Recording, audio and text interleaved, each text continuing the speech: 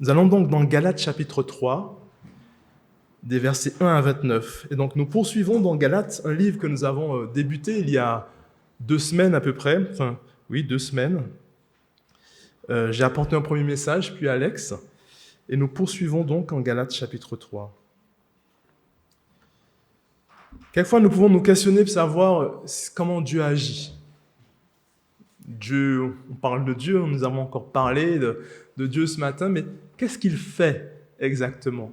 Qu'est-ce qu'il nous propose exactement? Qu'est-ce que la parole dit de ses réalisations pour nos vies? C'est ce que je vous propose ce matin de voir en prenant 3 réalités. 3 réalités de l'action de Dieu et que Dieu nous offre pour nos vies. 3 réalisations que Dieu a faites dans l'histoire et souvent nous n'en sommes pas assez conscients. Le but de Dieu avant tout, c'est que notre foi soit ferme.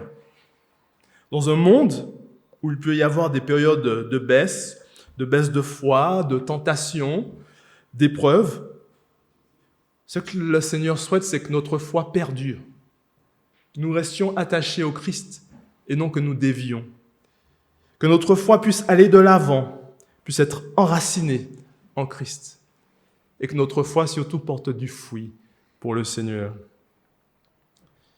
Non être ébranlé face à l'épreuve, non nous laisser ébranler dans le doute et la crainte, non aussi peut-être laisser aussi quelquefois dans la vie chrétienne l'amertume, la rancœur prendre la place dans nos cœurs. Pourquoi? Parce que ce sont des choses finalement qui peuvent aussi nous éloigner de Dieu. Dieu nous offre tout, et quelquefois si nous laissons aussi cette amertume, cette rancœur, manque de pardon, prendre la place dans nos cœurs, dans nos relations avec nos frères et sœurs, cela peut aussi au fur et à mesure nous éloigner de Dieu. Nous éloigner d'un frère, puis ensuite nous éloigner d'une église, puis ensuite nous éloigner simplement du Christ et même du christianisme. L'amertume, la rancœur sont des brèches finalement qu'on laisse, des brèches spirituelles ouvertes qu'on laisse, et qu'inconsciemment aussi on peut transmettre à nos enfants, à nos familles, qui nous voient vivre l'Évangile. Pardonner n'est pas facile, pardonner n'est pas oublier. Le pardon n'est pas passé, c'est pas passer sur la faute qui nous a été faite. Mais pardonner, c'est simplement remettre à Dieu notre souffrance et lui faire confiance que lui fera justice parfaitement. Mais ça ne signifie pas qu'on oublie. Le pardon aussi, c'est dans le temps. Voilà. Mais nous sommes vraiment appelés à soigner nos relations les uns les autres. Et cette parole revient dans l'Évangile. À nous édifier les uns les autres, à nous aimer les uns les autres, à nous pardonner les uns les autres, même si ce n'est pas facile, mais pourtant, Dieu, lui, est allé jusqu'à la croix pour nous offrir son pardon. Dieu, lui, s'est abaissé alors qu'il était Dieu, pour que nous puissions vivre ce pardon. Que faisons-nous donc de l'Évangile qui nous a été offerte, de la bonne nouvelle du salut? Je vous propose de voir 3 pistes aujourd'hui. 3 réalités que Dieu nous offre pour nos vies. D'abord, ce dimanche de Pentecôte, nous est rappelé que Dieu nous offre son esprit. La seconde réalité est que Dieu nous a donné sa bénédiction. Et la troisième réalité, c'est que Dieu nous a inscrits dans son testament. Dieu nous a donné son esprit, Dieu nous a donné sa bénédiction, et Dieu nous a inscrits dans son testament. Je vous propose de lire ensemble Galates chapitre 3, mais je vous propose qu'on va se répartir le texte, et que ce soit certains d'entre vous qui lisent. On ira jusqu'au verset 23, de verset 1 au verset 23. Je propose à une première personne de lire du verset 1 au verset 5. Verset 1 au verset 5.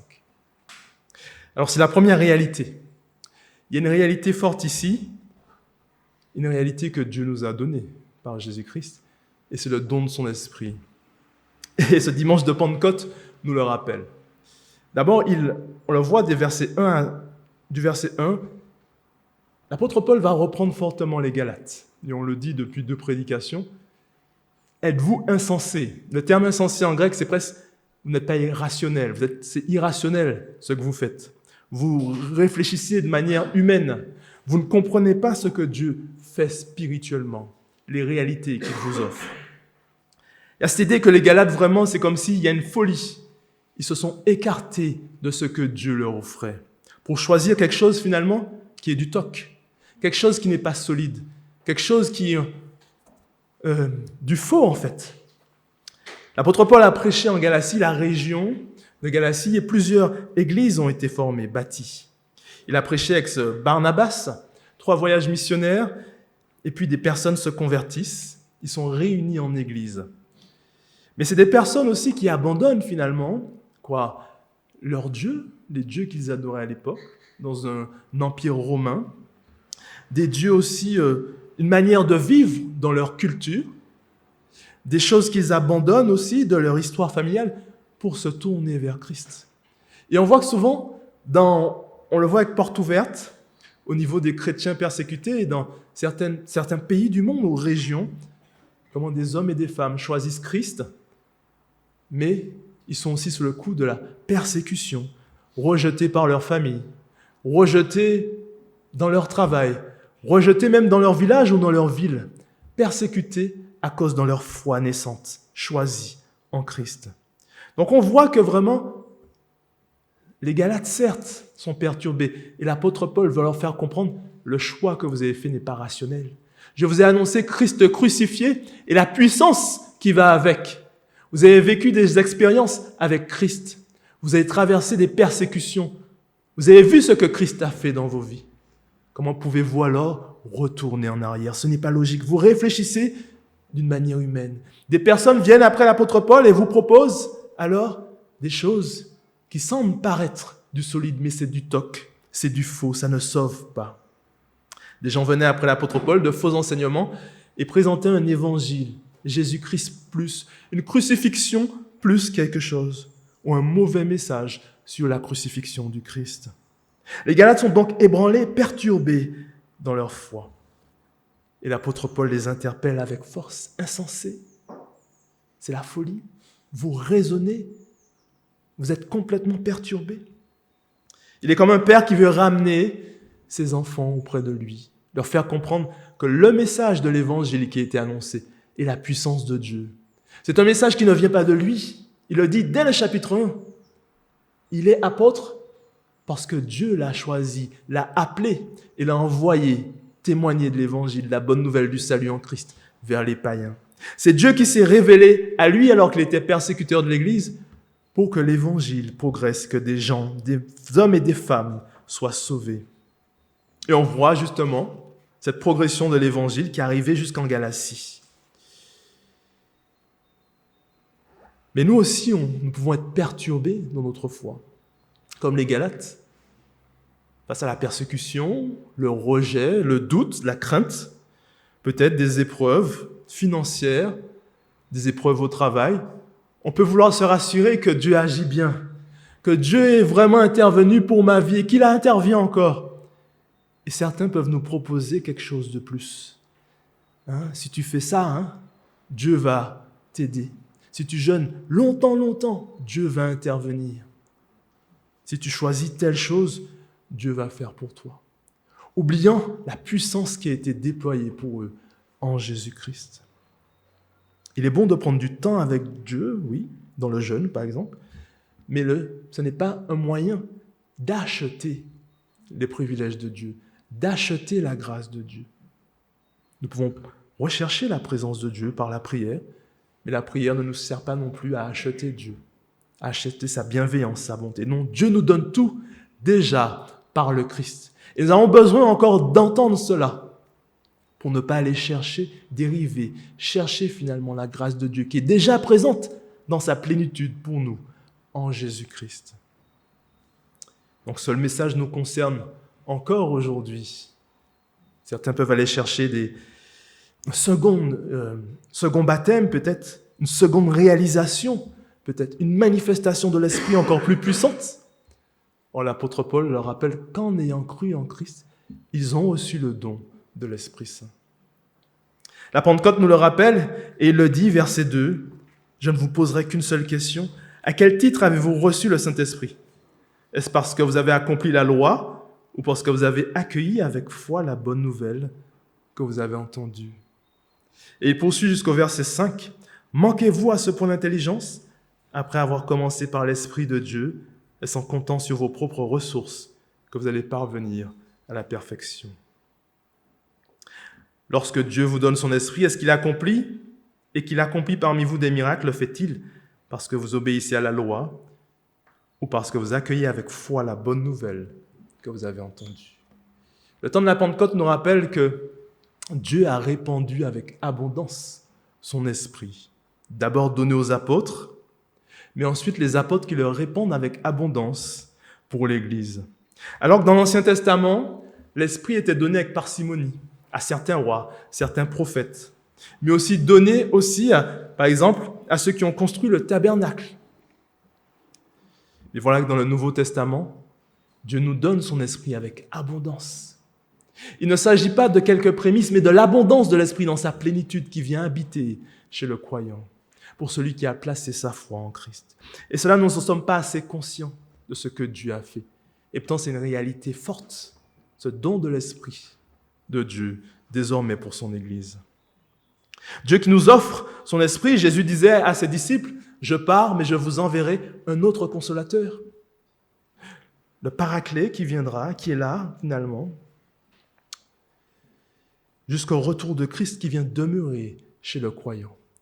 On parle souvent, en Éphésiens, d'être scellé du Saint-Esprit. Cette puissance de Dieu désormais qui marche avec nous et qui habite en nous, faisant du croyant, du chrétien, le temple du Saint-Esprit, demeure de Dieu désormais. Nous avons besoin de prendre conscience de cela. Le Saint-Esprit qui est un guide, notre conseiller, qui dirige nos pas et nous apprend aussi, qui nous révèle les vérités divines. L'Esprit qui œuvre aussi en nous par la parole de Dieu. Par la parole de Dieu qui est agissante. Et c'est pour ça que souvent, on le rappelle, il est bon de sonder les Écritures, c'est-à-dire de lire sa Bible, simplement de la méditer, mais aussi de mémoriser les Écritures. Les Écritures, c'est tout ce qui concerne de l'Ancien Testament au Nouveau Testament. De sonder, mémoriser, de garder les Écritures, car l'Esprit Saint aussi nous rappelle finalement la parole de Dieu, nous révèle la parole de Dieu, nous enseigne sur cette parole. Elle est puissance de Dieu. La parole est bien l'épée de l'Esprit en Éphésiens, chapitre 6. Il nous a aussi encouragé à ne pas attrister l'Esprit, et j'en ai parlé au début, de ne pas attrister l'Esprit Saint, de veiller finalement à que des racines d'amertume, de rancœur ne prennent pas place dans notre cœur pour nous éloigner petit à petit de la présence de Dieu. Dieu nous offre son amour par Jésus-Christ. Dieu nous offre sa bonté par Jésus-Christ. Vivons cet amour qui nous est offert. Ne laissons pas l'amertume, la rancœur, la peur, la crainte nous faire douter de cette plénitude de l'amour de Dieu qui nous a été offert en Jésus-Christ. Amen. Les éléments de l'Évangile sont clairement énoncés, par exemple en 1 Corinthiens chapitre 15. « Je vous ai transmis, dit-il, l'apôtre Paul, avant tout le message que j'ai moi-même reçu. Christ est mort pour nos péchés, conformément aux Écritures. Il a été enseveli et il est ressuscité le 3e jour. 500 frères et sœurs, il est apparu à plus de 500 frères et sœurs à la fois, dont la plupart sont encore vivants et dont quelques-uns sont morts. » L'Évangile est puissance de Dieu. D'abord, l'apôtre Paul l'a reçu de Dieu et il l'a transmis. Deuxièmement, il a prêché cet Évangile et cet Évangile a manifesté sa puissance par ceux qui ont été sauvés en Galatie. Troisièmement, l'Évangile est accompagné aussi de témoignages et de preuves parce que plusieurs ont vu d'abord les apôtres. Jésus s'est manifesté aux apôtres après sa résurrection, mais aussi aux 500 disciples qui ont vu. Et l'apôtre Paul le dit en 1 Corinthiens. Et ensuite, l'Évangile est basé sur, annoncé par toutes les Écritures, dont les prophètes dans l'Ancien Testament, et bien avant, on va le voir aussi avec Abraham, annonçait déjà la venue du Christ. Ainsi, voici la puissance de Dieu qui a été manifestée, et ce don de l'Esprit qui vous a été offert par Jésus-Christ. C'est la première réalité pour nous ce matin. Qu'allons-nous faire de cette réalité? Le but est de nous aider à persévérer, de nous affermir, de nous conserver, attachés à Christ dans notre foi. Nous avons tout reçu de lui et par lui. La seconde réalité est que Dieu nous a mis au bénéfice d'une bénédiction. Là encore, nous n'en sommes pas assez conscients, mais Dieu a travaillé à travers l'histoire. Et là, on va parler d'Abraham. L'apôtre Paul prend l'exemple d'Abraham pour montrer comment Abraham a eu foi. Et que tous ceux comme Abraham qui ont eu foi sont au bénéfice de la bénédiction que Dieu avait promis à Abraham. Une bénédiction pour toutes les nations. Je propose à quelqu'un d'autre de lire du verset 6 jusqu'au verset 14. Verset 6, non, assez long, verset 6 jusqu'au verset 14. Le poulet avec les os aussi, bon. Mais on voit que, seconde réalité, c'est que l'apôtre Paul va maintenant prendre un argument, celui d'Abraham, parler de la foi d'Abraham, pour montrer aussi une réalité de la bénédiction dont nous sommes au bénéfice par la foi en Jésus-Christ. C'est la deuxième réalité. Dieu qui nous met au bénéfice par le Christ d'une bénédiction. Abraham, il y a deux personnages forts qui apparaissent souvent dans l'Ancien Testament, c'est Moïse. Moïse, qui ne connaît pas Moïse, qui a libéré le peuple d'Égypte. On a fait des films, on a fait des récits, l'école du dimanche. Mais Abraham aussi est un personnage aussi, un père finalement du peuple de l'Ancien Testament, celui par lequel advient une bénédiction, même une promesse. Voilà que son père Téra vivait en Ur en Chaldée. Donc il part, il quitte Ur en Chaldée avec sa famille et il va vers le pays de Canaan. Et il va s'arrêter sur une route en Mésopotamie, la ville de Charan. Oh, je lis aussi, j'ai pris des notes. Au nord de Damas. C'est une voie commerciale, mais c'est surtout, Genèse nous rappelle surtout l'histoire d'Abraham, l'appel d'Abraham. Dieu se révèle à Abraham et lui dit, on va lire, l'Éternel dit à Abraham, il s'appelait Abraham, quitte ton pays, ta patrie et ta famille, et va dans le pays que je te montrerai. De toi, je ferai venir une grande nation, je te bénirai, je rendrai ton nom grand et tu seras une source de bénédiction. Je bénirai ceux qui te béniront et je maudirai ceux qui te maudiront, et toutes les familles de la terre seront bénies à travers toi. La foi d'Abraham ne débute pas avec Isaac. La foi d'Abraham débute avec son appel. Dieu l'appelle à quitter son pays, sa famille. Il fera de lui une bénédiction pour toutes les nations de la terre. Quitter pour rentrer dans le projet de Dieu, c'est un défi. Abraham, ce n'était pas quelqu'un qui n'avait rien. Il avait des ressources. Il quitte pour rentrer dans le projet de Dieu. Bien sûr, sa foi va se développer tout au long de la Genèse, mais son appel débute à ce moment. Pourquoi l'apôtre Paul parle d'Abraham ? Parce que l'apôtre Paul veut montrer comment Dieu, déjà dans l'Ancien Testament, le projet de Dieu s'installe et se développe dans l'histoire. Dieu qui déjà fait une promesse par la foi à un homme. 3 points dans la promesse. Promesse d'une patrie. Promesse de faire de lui une bénédiction pour les autres nations. Promesse de lui aussi de le bénir et de faire de lui aussi une grande nation. Mais d'Abraham, par la foi, on voit qu'il y a un bénéfice qui découle. Une bénédiction pour toutes les nations. Au contraire, l'apôtre Paul donc met en opposition la foi. Nous allons lire, verset 10. En effet, ceux qui comptent sur leur obéissance à la loi tombent sous le coup de la malédiction. Car il est écrit, maudit soit l'homme qui n'obéit pas continuellement à tout ce qui est écrit dans le livre de la loi. Il est d'ailleurs évident que personne ne sera déclaré juste devant Dieu grâce à son obéissance à la loi, puisque l'Écriture déclare le juste vivra par la foi. Or, le régime de la loi ne fait pas dépendre de la foi la justice de l'homme devant Dieu. Au contraire, il obéit à cet autre principe. C'est en accomplissant tous ces commandements que l'on obtient la vie. En accomplissant tous les commandements de la loi.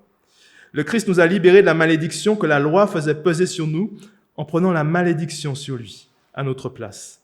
Il est en effet écrit « Maudit soit quiconque est pendu au gibet ». Jésus-Christ l'a fait pour que grâce à lui, la bénédiction d'Abraham s'étende aux non-juifs et que nous recevions par la foi l'esprit que Dieu avait promis. On voit donc une opposition entre ce qu'Abraham, son exemple, ce qu'il a fait par la foi, et ceux qui souhaitent placer leur confiance dans la loi. Quand il parle, l'apôtre Paul, de la loi, il s'agit des 10 commandements qu'on voit, mais aussi des 600 préceptes qui sont dans le Lévitique et Deutéronome. Si on arrive finalement à appliquer 99,9% de la loi et des commandements et qu'on rate ce petit centième, on tombe sous la malédiction de la loi et donc la condamnation de Dieu. Aucun précepte humain, aucune tradition humaine, aucun salut que l'homme pourrait nous proposer venir de religions différentes, ne peut nous sauver. C'est ce qu'il est en train de dire. Si vous pensez que vous pouvez vous sauver par vous-même, par vos propres forces, vous vous trompez. Vous vous trompez, vous faites erreur. Pour vivre de manière, recevoir la vie de Dieu, soit accomplir toute la loi, et on le voit, il le dit, c'est impossible. Même si vous accomplissez 99,99999, et le petit zéroème qui reste, vous tombez sur la malédiction de Dieu, la malédiction de la loi. De l'autre côté, recevoir la vie de Dieu par le don de la grâce que Dieu nous offre par Jésus-Christ. Et chacun donc est placé devant un choix. Et Galates, comprenez ce qui vous est offert. Église de Royaume de la Maison, comprenez aussi. Mais la loi, ce n'est pas simplement des préceptes. Nous aussi, on peut subtilement glisser. Certaines traditions, certains préceptes humains, même dans des vidéos qu'on regarde, c'est subtil. Des choses qui peuvent essayer de nous plaire et nous rassurer sur notre foi, nous rassurer dans notre relation avec Dieu. Mais on le voit, cela ne donne pas la vie. Le seul moyen de recevoir la vie, c'est la grâce que Dieu nous offre, le don de la grâce par Jésus-Christ, notre Seigneur. Et il continue et termine. Christ, au contraire, a porté cette malédiction pour nous. Et il va prendre le texte de Deutéronome pour montrer que « est maudit l'homme qui est pendu au gibet ». Il disait qu'il ne pas laisser un homme, en Deutéronome, accrocher son gibet pendu, parce que cela était associé à une malédiction. Et Christ, c'est exactement cela. Il a été crucifié sur nous, à la croix, alors qu'il n'avait commis aucun péché. Finalement, la malédiction qui nous était réservée, parce que nous ne pouvons pas accomplir cette loi, finalement, Christ l'a portée parfaitement à la croix. Comprenez encore cette seconde réalité spirituelle, que Dieu a agi à travers l'histoire pour nous offrir une bénédiction qu'il a préparée et que nous recevons à l'exemple d'Abraham, comme Abraham, par la foi. Cette seconde réalité est aussi pour nous, dans notre foi, nous affermir dans notre foi. Comprendre que Dieu a agi et il agit encore et que nous recevons finalement tout ce qu'il nous a à nous offrir par la foi et la foi seulement. Dieu nous a donné toute la puissance nécessaire pour nos vies. Mais que faisons-nous? Est-ce que nous allons rester attachés au Christ ou est-ce que nous allons dévier, nous laisser influencer par des messages qui ne sauvent pas? Troisième réalité est que Dieu nous a aussi inscrits dans son testament. Je vous propose de lire maintenant des versets 15 à 22, si quelqu'un veut lire des versets 15 à 22. Dernière réalité, courage, nous avons presque terminé. Versets 15 à 22. Et c'est la troisième réalité, donc Dieu nous a inscrits dans un testament. Et c'est bien je vous fais dialoguer comme ça dans le texte. Pourquoi? Parce qu'il y a des termes aussi qui sont précieux, qui nous permettent de comprendre ce que Dieu a fait. Un testament, c'est quoi? Un testament, si je laisse un testament à mes enfants, on ne peut pas revenir dessus. On ne peut pas le modifier ni l'annuler. Cela signifie que si Dieu a, lui, posé son testament avec Abraham dès le début, ensuite, 430 ans plus tard, il donne sa loi, l'alliance mosaïque de la loi ne peut pas revenir et annuler ce qu'il a fait avec l'alliance abrahamique, pour tout dire. Le premier testament avec Abraham, où Dieu a promis finalement une promesse, un héritage à tous ceux qui ont la foi, comme Abraham, quand il donne sa loi au Sinaï, cela n'annule pas finalement ce qu'on reçoit par la foi. Je ne sais pas si c'est clair. En gros, un premier testament que Dieu a posé. Lorsqu'il a donné au Sinaï sa loi, il y avait 2 médiateurs. Et il le dit dans le texte, il y avait les anges et Moïse. Mais 2 contrats, un contrat où il y avait plutôt 2 parties. Le peuple d'Israël, d'un côté, les Israélites, et de l'autre côté, Dieu. Et au milieu, Moïse, qui servait de médiateur entre les 2 parties. On voyait que si le peuple d'Israël de l'Ancien Testament ne respectait pas finalement le contrat, ils tombaient sous la malédiction. S'ils respectaient le contrat, ils avaient les bénédictions de Dieu. C'était l'alliance mosaïque. De l'autre côté, Dieu aussi n'est qu'une partie du contrat. Mais dans l'alliance avec Abraham, on nous dit que c'est Dieu qui va lui-même sceller cette alliance. Et à un moment, Dieu va passer entre 2 oiseaux qui ont été coupés en 2. Il va lui-même sceller cette alliance. Dieu est le médiateur de l'alliance et lui-même qui agit pour cette alliance. Ainsi, l'alliance avec Abraham, on le montre, vient bien avant le don de la loi. La promesse de Dieu par la foi vient bien avant le fait de donner la loi au peuple. Mais on peut se donner la question, et il le dit alors, à quoi sert la loi? Si Dieu avait déjà donné son testament par la foi, On recevait tout par la foi, ce don de grâce de Dieu. Pourquoi la loi alors? Mais la question, comment saurez-vous qu'il y a un feu rouge dehors? Comment saurez-vous que vous devez vous arrêter au feu rouge? Si je me lève et je viens frapper Kylian, comment je saurai que c'est mal? Si mon voisin vient et qu'il défonce ma porte un jour, qui dit que c'est mal? Ainsi, la loi, en fait, est là pour révéler le mal. Quand Dieu dit « tu ne tueras pas, tu ne voleras pas, tu ne mentiras pas », comment je sais que mentir, voler et tuer est mal si personne ne me le dit? Donc, Dieu donne sa loi pour révéler finalement ce que je fais de mal. C'est comme un médecin finalement qui pose un diagnostic sur un cancer. Je sais qu'il y a le cancer, mais ensuite, il faudra une chirurgie pour retirer le cancer. Je vais faire l'analyse, je vois qu'il y a le cancer, mais l'analyse ne peut pas me sauver. Il faudra quelque chose d'autre, une chirurgie pointue, intervienne pour retirer les cellules cancéreuses. Et Dieu a agi ainsi par la même chose. Il nous a donné la loi qui est bonne, dit l'apôtre Paul, mais qui était là pour révéler le péché. J'ai besoin de savoir que ce que je fais est mal, pour comprendre finalement c'est quoi le péché. Pour comprendre que le péché, c'est que je rate finalement ce que Dieu me propose. Le péché, c'est passer à côté finalement de la volonté de Dieu. Je passe complètement à côté, mais si personne ne me le révèle, comment je le sais? La loi est donc comme un pédagogue qui m'enseigne ce qui est le mal. Un geôlier qui me garde jusqu'à ce que quelque chose de mieux arrive. Quelque chose que Dieu a prévu et qui était là. Le travail de Dieu qui s'accomplit, sa réalisation par Jésus-Christ, notre Seigneur. La loi est donc un pédagogue, un geôlier qui était là pour garder et conduire jusqu'à Christ. Et on le voit, l'apôtre Paul le termine ainsi, et je vais lire, verset 23. « Avant que soit instauré le régime de la foi, nous étions emprisonnés par la loi et sous sa surveillance, dans l'attente du régime de la foi qui devait être révélé. Ainsi, la loi était comme un gardien chargé de nous conduire au Christ pour que nous soyons déclarés justes devant Dieu par la foi. Mais depuis que le régime de la foi a été instauré, nous ne sommes plus soumis à ce gardien.